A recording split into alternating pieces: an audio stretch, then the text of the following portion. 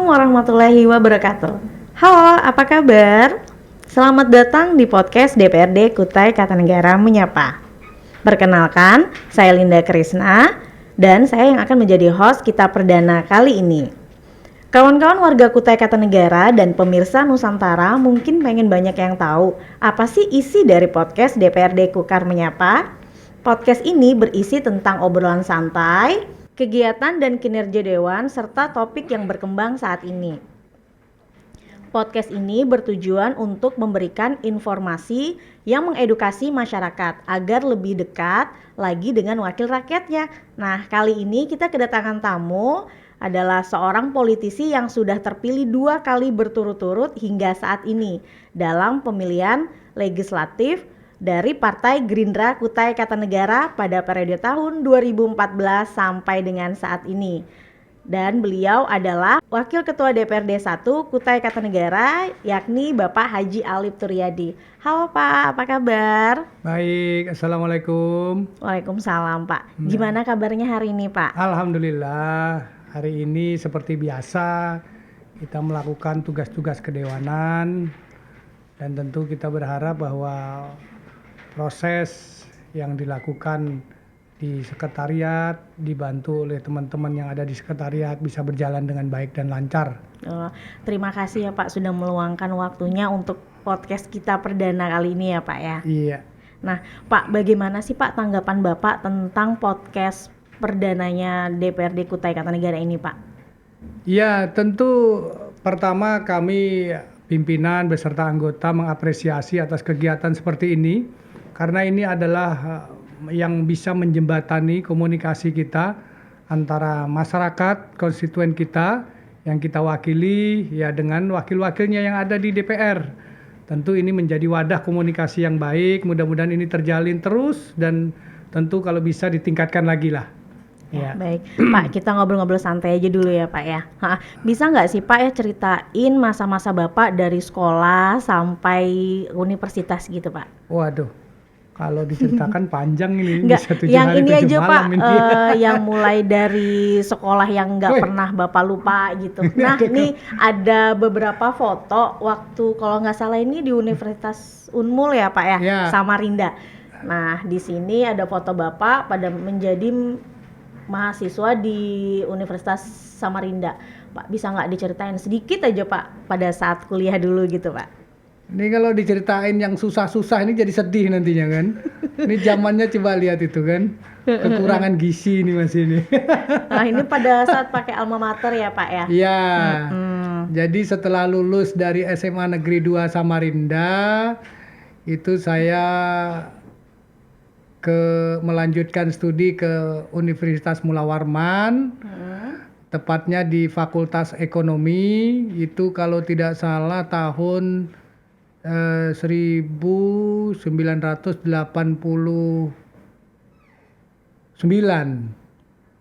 ya, 1800 86 iya 89 ya. 89 di akuntansi.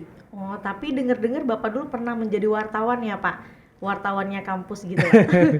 Jadi kalau dulu itu kita mengenal majalah dinding.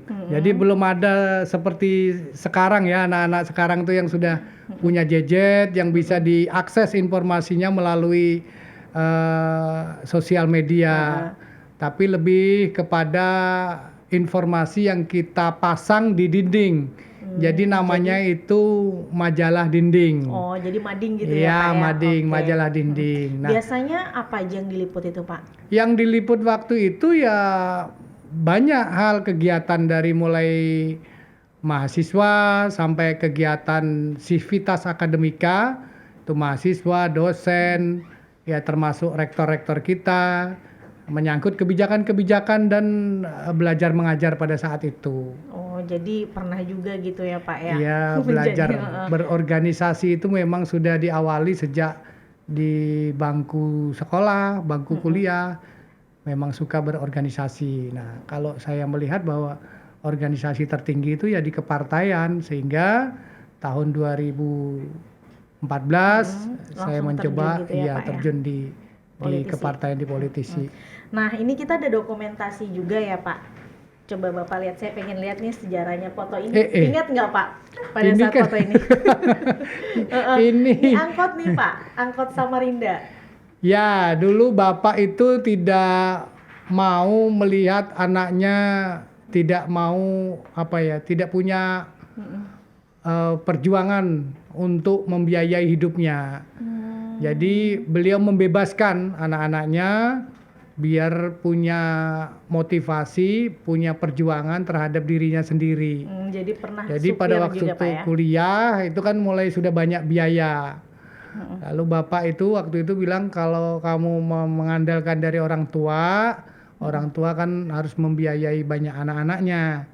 Kalau memang masih kamu bisa punya keahlian ya silahkan. Berarti luar biasa, Pak ya? Iya. Jadi sambil waktu kampus sambil juga jadi supir angkot gitu Iya, ya, Pak? supir angkot waktu itu Ada- punya keahlian menyupir, nggak punya keahlian lain selain menyupir. Jadi disuruh nyupir lah gitu. Jadi sambil kerja, sambil juga kuliah gitu ya, Pak ya? Iya. Oke. Ada Belajar. kenangan nggak sih, Pak, di angkot tadi? Wah, kalau di angkot itu banyak sekali ya. Jadi memang kalau kita bicara tingkatan kompetitor itu ya kalau orang angkot berarti kompetitornya sesama angkot kan begitu. Jadi Ya, masih ingat gitu ya, Pak ya? segmennya iya, ya seperti itulah kalau Baik. heeh. Ini ada lagi nih, Pak, foto. Ah. Nah, ini buah nanas. Nah, ingat nggak, Pak? Iya. Dan ayam, Pak. Nah, ini tolong diceritakan, Pak. Apa ada kisah di balik foto yang tadi saya lihat buah nanas dan ayam tadi, Pak? Iya, jadi orang tua saya ini memang backgroundnya adalah seorang petani. Pada saat itu beliau memang memiliki lahan kurang lebih 2 hektar di belakang rumah itu. Lahan itu terlihat kan belukar, tidak terurus. Sehingga orang tua waktu itu mencari bibit nanas gitu. Kemudian ditanamlah di belakang rumah itu kurang lebih 1 hektar lebih lah. Nanas itu luar biasa mungkin karena lahannya masih subur waktu itu, jadi banyak panen nanas ini dan kemudian malah justru kesulitan untuk memasarkannya. Karena kesulitan untuk memasarkannya pada saat itu dengan orang tua itu malah disuruh bagi-bagikan ke kampung-kampung itu. Jadi Bapak sendiri nih yang menanam gitu ya, iya, Pak sudah ya? menanam dengan orang tua. Setelah panen nggak terjual, nggak ada yang mau beli. Jadi- Karena nggak ada yang beli, akhirnya kami bagikan aja ke kampung waktu itu. Wah, jadi gratis dong ya, gratis, Pak ya? ya. Alhamdulillah. Nah, terus ini mungkin dalam dari semua obrolan kita pasti juga menjadi orang yang sangat penting dan selalu berdoa untuk kesuksesan ya, Pak ya. Amin. Nah, yang ini yang ayam tadi, Pak. Habis nanas, ayam lagi, Pak. Ya. Ternak ayam Jadi juga ya, Pak ya. dari lahan yang ada itu setelah dibuat nanas mencoba ini beternak ayam. Jadi setelah Ayam luar nanas, biasa berternak ini ya lagi. ayam ini waktu itu memang. Ayam potong atau ayam betelur, Pak? Ayam potong. Ayam potong. Ayam potong yang 40 hari panen itu. Wah, luar biasa. Panen. Jadi dibagi-bagikan lagi atau dijual lagi gitu, Pak? Nah, ini juga sama ini kasusnya ini. Panen pertama, kedua, waktu itu ketiga itu masih bagus. Memang mungkin karena nggak ada ini ya, kandangnya masih bersih, lingkungannya masih higienis. Itu ayamnya cepat bertumbuh besar dan segera panen. Di panen yang keempat waktu itu luar biasa, mulai sudah kena batuk, kena pilek, nih ayam. Rupanya batuk pileknya itu menularnya itu dalam semalam tuh bisa mati 1000. Waduh, waktu itu langsung jatuh miskin, bangkrut. Jadi ayamnya sempat nggak naik, turun lagi gitu ya, nggak Pak sempat ya. dipanen, ayamnya habis mati dalam 1 malam itu bisa habis 1000. Sementara waktu itu kalau nggak salah ada 20.000 ekor ayam yang kita persiapkan untuk dipanen. Oh, jadi setelah ini usahanya apa lagi tuh, Pak? Nah, setelah itu kayaknya nggak ada itu, habis itu terus ikut perusahaan itu. Begitu lulus, belum lulus juga, belum wisuda, mencoba ikut ke perusahaan konstruksi di Samarinda. Jadi langsung masuk ke perusahaan gitu ya, Pak itu ya? sudah ujian akhir sudah selesai, kemudian saya melamar di perusahaan tersebut. Ini ada lagi nih Pak, satu foto lagi. Nah ini, Iya. nah ini foto bersama ibunda ya Pak ya. Oh iya. Nah ini apa sih, ada apa nilai luhur yang ditanamkan oleh orang tua, kedua orang tua Bapak, terutama dari ibu lah ya Pak? Ya tentu banyak hal ya terkait nilai-nilai yang diberikan oleh orang tua kepada anaknya. Tentu ini menjadi prinsip-prinsip kami pada saat kita menghadapi banyak persoalan, menghadapi kehidupan. Itu ya orang tua lah yang banyak mengajari. Ya salah satunya anaknya dididik untuk mandiri, untuk menjadi supir, Luar kemudian biasa ya untuk Pak. menjadi petani, ya kan. Kemudian belajar bergabung dengan salah satu perusahaan untuk menerapkan ilmu yang didapat. Itu semua tidak terlepas dari motivasi dan dorongan dari orang tua tentunya. Nah, luar biasa. Berarti Bapak ini sudah terdidik dari awal kuliah sambil kerja jadi Ya. supir angkot ya Pak ya, bertanam, habis itu bertani dan kemudian membuka lagi untuk ternak ayam Ternak dan ayam. sampai pada akhirnya masuk ke perusahaan dan menjadi seperti sekarang gitu ya Pak. Nah, Iya. ini ada foto lagi Pak, beberapa pelantikan. Nah, ini. Iya. Ini kita pelantikan apa ya Pak? Pada saat itu adalah pelantikan Ketua DPC Partai Gerindra Kabupaten Kutai Kartanegara. Alhamdulillah saya dipercaya untuk menahkodai Partai Gerindra di Kabupaten Kutai Kartanegara ini sebagai Ketua DPC, dan tentunya ini adalah amanah yang besar bagi saya untuk menjaga marwah, menjaga martabat dan kebesaran dan kejayaan Partai Gerindra di Kabupaten Kutai Kartanegara. Luar biasa. Nah, ini ada lagi foto. Nah, ini foto pelantikan ya Pak pada memimpin paripurna. Iya, Nih, ini di tahun berapa ini, 2019 ini. 2019 ya Pak. Iya, 2019. Nah, kira-kira Bapak masih ingat nggak Pak berapa perolehan suara Bapak pada saat itu Pak? Ini periode yang kedua ya. Jadi periode kedua 2000, periode pertama itu sekitar 2.300 perolehan saya bersama Pak Siburian kalau nggak salah waktu itu. Kemudian yang periode kedua itu sekitar kalau tepatnya 5.289. Hampir 5.300 lah. Wah, luar Artinya, biasa ya Pak ya. Ya, Berarti sudah hampir 3 tahun menjadi wakil ketua ini Pak ya, DPR. alhamdulillah. Apa sih Pak perbedaannya saat Bapak menjadi anggota DPR dengan menjadi wakil ketua satu ini Pak? Perbedaannya? Ya, tidak jauh berbeda sih sebetulnya terkait dengan tanggung jawab saja. Kalau tanggung jawab sebagai pimpinan tentu harus banyak mengayomi semua anggota, di mana anggota itu ada fraksi-fraksi yang tergabung dan komisi-komisi yang bergabung dengan kita. Nah, itu semuanya pimpinan harus bisa mengayomi, mengarahkan dan memberikan masukan tentunya terkait dengan alat-alat kelengkapan kita yang ada di DPR ini. Nah, apa sih tugas DPRD itu Pak? Tugas DPRD fungsinya kan sebenarnya 3 ya, tapi kan penjabarannya sangat luas sekali itu kan ya.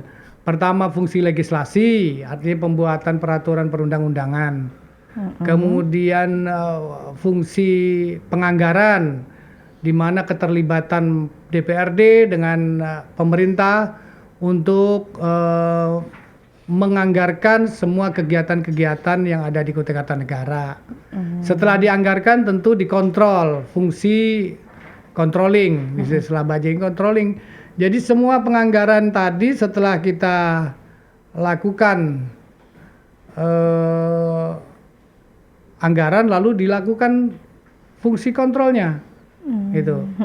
Jadi bagaimana cara bersinergi dengan pemerintah gitu Pak? Ya, tentu kalau sinergi kita lakukan selalu ya upaya kebersamaan, karena yang namanya penyelenggara pemerintah itu kan ada 2.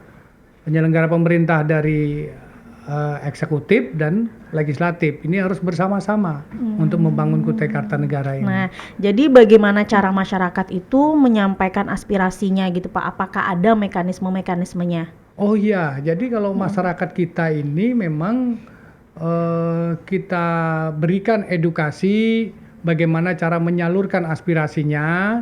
Itu banyak hal yang bisa dilakukan, baik itu melalui musrembang desa, musrembang kecamatan mereka lakukan, kemudian melalui kunjungan-kunjungan kami dan reses-reses yang selama ini dianggarkan oleh sekretariat, yang difasilitasi oleh sekretariat agar kita bisa dekat langsung dengan konstituen kita yang ada di dapil kita Berarti masing-masing. bisa langsung ke masyarakat lewat kegiatan reses tadi ya Pak ya? Kegiatan reses tadi. Nah, kalau boleh tahu dari reses ini setahun ada berapa kali ngadakan itu Pak? Reses itu Pak Sekretariat Pak Sekwan itu menganggarkan 3 kali.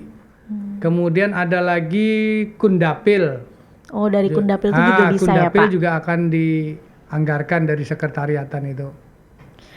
Nah, baik. Kita sudah ngobrol nih Pak dari keluarga, jenjang pendidikan, kegiatan kedewanan, dan perjalanan sampai menjadi Wakil Ketua DPRD Kutai Kartanegara. Iya. Nah, terakhir nih Pak, apa harapan Bapak untuk masyarakat Kutai Kartanegara Pak? Untuk kedepannya? Ya, untuk masyarakat kita tentunya Kutai Kartanegara ini sekarang kan menjadi penyangga ya, penyangga ibu kota negara.